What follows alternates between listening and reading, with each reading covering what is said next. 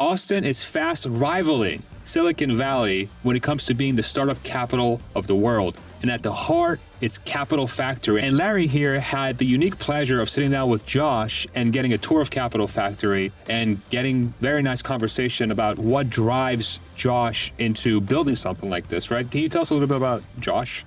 Yeah, I mean, if you want the definition of a maverick mind, just look at Josh Bear. Yeah. I mean, he is an extraordinary person. Firstly, what's amazing about him is that he's actually quite a shy person. Yeah. You know, remarkable for a person who's built this Disneyland for entrepreneurs. I mean, you come in here, the spaces are amazing. People are working out of here, hundreds of startups working out of these spaces, including, by the way, representatives of the armed forces, joint armed forces, and various branches of the forces. Companies that just landed on the moon last week. Yeah, and so many space companies have started out of here. And the facilities here and the social events here and the opportunities for cross-pollination. For example, right here is the University of Austin at Texas. Yep. You know, they use their technology division is here. Yeah.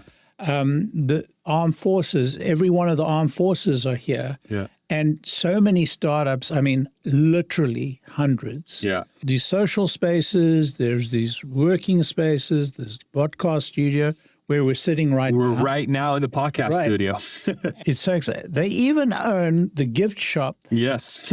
on the ground floor of the 16-story building in downtown Austin, which is like this playground for entrepreneurs or for startups. I kind of met Josh through business. Actually, this was my first time meeting Josh, but I worked with folks from the Capital Factory because I'd made a small investment in one of their ventures that started here, and just was fascinated by the people, extraordinary people, young people, much younger than Josh, who are running the place, so serious venture fund leaders. I started to use the Capital Factory offices as my office in Austin. Yeah. And got a sense of the place. And this was my first meeting with Josh. And I was just bowled over. He's just an amazing person. Really nice person to meet, but what a fascinating story. And it's truly one of the more unique conversations that I've personally heard. Just having met Josh in person and hearing his story and what he's built is really unique. Now we're going to head over to the tour between Larry and Josh. You'll see that here in a few seconds. And then after that, Larry and Josh will sit down for a conversation about what drives Josh to build something like Capital Factory, which I've worked out for the last week and I'm already in love with it. So, and let me just say that above all, Josh is such a brilliant example of what we call the Maverick Mind. 100%. I'm just so excited he's agreed to be on the Maverick Mind and look forward to everybody enjoying this conversation. Without further ado, here's the tour. Where do you come from, though? I grew up just outside of Boston. Okay. And went to school in Pittsburgh and then came down here right out of school. And the whole time, one of the things that I've seen about Austin that I think is a little bit special and unique is basically, and I'd say the early stage startup market is similar, but when there's the boom, we ride the boom really hard. And in a lot of ways, like when there's a crash, we're kind of the last ones to feel it and the first to recover. And a lot of the dips everywhere else are just kind of like a flat here. And so, the real estate market here is barely, I don't know if it's dipped the whole time I've been here. It went up a lot during COVID. So I'm not saying this is like the best time ever, but it's a great time. But there's still big companies moving here. It's a great time to buy. Yeah. It's a great time to buy. It probably is, yeah. I have really bad memories of Texas. In the early 80s, I lost a huge pile of money in Houston. I mean, a huge pile. And in oil and gas? Yes. Yeah. It was a terrible lesson. No, it was an excellent lesson to be learned at a very young age. It is. And where are you from? South Africa. South Africa? Yeah. Okay, awesome. Yeah. Cool. I have not been there yet, but I have some friends from there.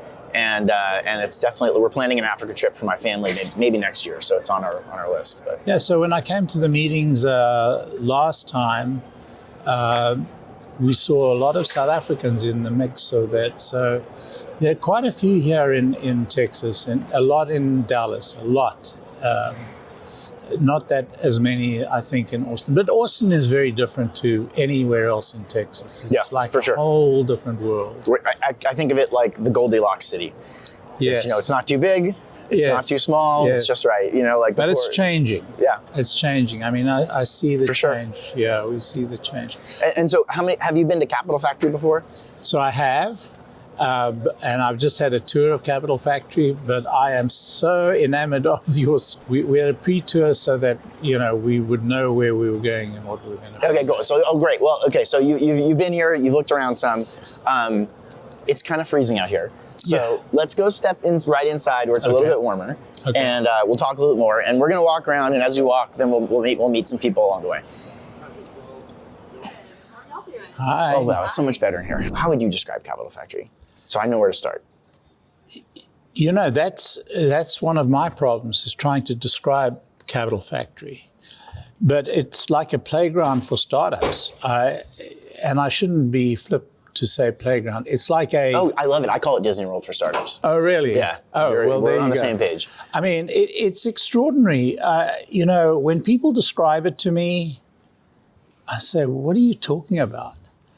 But when you hear and you feel the vibe and you meet some of the folks from here, you realize this is a whole new level. This is a very different level. And, I've been in the Silicon Valley and, met a lot of people and been to a lot of events. This is a whole different world. This is like you called it a Capital Factory, but it's really like an entrepreneur's factory. It's really a factory where entrepreneurs can speak freely amongst one another and know what they're talking about. And so, it's extraordinary. And, the imagination that led to it is quite amazing. Wow, you're hired. We're done. Let's go. That was great. I'm ready. So great. You get it, obviously. And when I talk to people about it, I think of it like it's a country club for entrepreneurs. It's the Disney World for startups, right? Yeah. It's a place and it's a community, right? It's about people. And so when it started, it was 2009. The world was a lot different, right? The angel list was just getting started. Like you couldn't even go find a list of all the investors on the internet to go reach out to. It was really the old boys club. Right. Yeah. And as I was getting started in Austin, I'd sold one of my companies a few years before, and I was angel investing, and I quickly became the most active angel investor in Austin, which was not very hard. I only had to do 5 deals, and I was the most active angel investor in Austin. And quickly I kind of found the other 20 other people that were founders, that were doing deals, that were interested. It was all software, right? And they were all kind of peers. They were friends of mine. And as we started doing deals together and investing, one, we were having fun. That is where it started. Yes. And then two, we saw other great things happening. We saw Y Combinator get launched. We saw Techstars get launched. I had come here to work at Trilogy Software with Joe Lemont, and Trilogy had Trilogy University in 1999, actually 1995. Yeah. And that was like Y Combinator meets Survivor. Yeah. It was so cool. Way before then, it was like an accelerator and incubator, and every 3 weeks they killed half the companies. So it was just kind of brutal, cutthroat at the same time, and everybody was just charging and building and trying to get customers. And it brought so many talented entrepreneurial people here. I really think Joe deserves a ton of credit, and many people have given it to him for really bringing the talent here that stayed and that fueled it. We saw, and so I had that inspiration from Trilogy. I'd been part of that community, and I'd seen Joe build something like that. And then I saw the example from Y Combinator and others. And the first thing I did is we tried to get Y Combinator to come here. And they were at the time they were in Boston and San Francisco. They're we're not coming to Austin, especially then, right? Yeah. Then we called up Techstars. We're hey, come to Austin. And at the time they were nope, we're not coming to Austin. They were just in Boulder. But Brad Feld did come down and was super nice, open book, kind of just talked about how things worked and what they were doing. And so when we just kind of figured it out on our own and did it our way. What made Austin. Or was it Austin City Limits? Or events must have conspired. Something must have happened to turn Austin into Austin. Yeah, well, that's a good one for the podcast. We'll get into that more, but I'll give you the quick answer. And I'll say my quick answer to that is, first of all, Austin's number one strength is quality of life. Yes. It's the reason why all the people want to move here, and that's why businesses want to be here. It's why it's why we get so much talent here. It's why everything else fuels, is that for a long time, it's had a very high quality of life, and really smart, educated, entrepreneurial people have wanted to move here. As opposed to quality of weather. As well, normally, this is an exception. The exception proves the rule. Every time I've been to Austin, I'm told it's an exception. Either it's so incredibly hot, I can't. Well, no, hot is not an exception, but cold is an exception. Oh, okay. Yeah, okay. But we're ready for the cold. Yeah, I'm ready for the hot. Yeah. But something I haven't verified this stat, but something I was told is that since every 20 years, since the 1800s, Austin has doubled in size. Good grief. So like, it's not even like one thing. You know what I mean? Like, I mean, it can't be one thing. It's been going for a long time. But we have the university.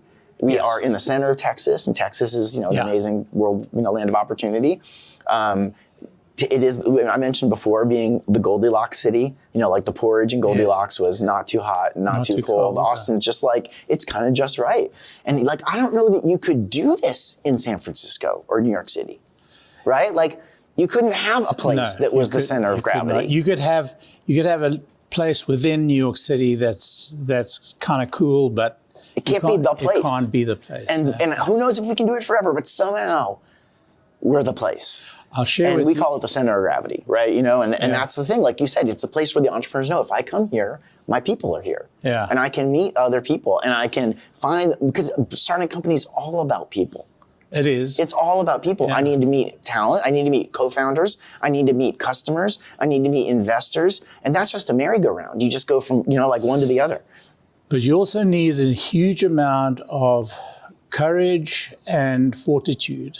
And so this place adds to the courage by the encouragement that it gives. And through examples, through role models. Through examples. And fortitude is people supporting one another. It's a very difficult process. I mean, I've done it several times, and some of the hardest times of my life. By the way, Austin has a special place in my heart. When I arrived in the United States, I was here at school, but when I came back to settle, I actually stopped in Austin for a chess tournament.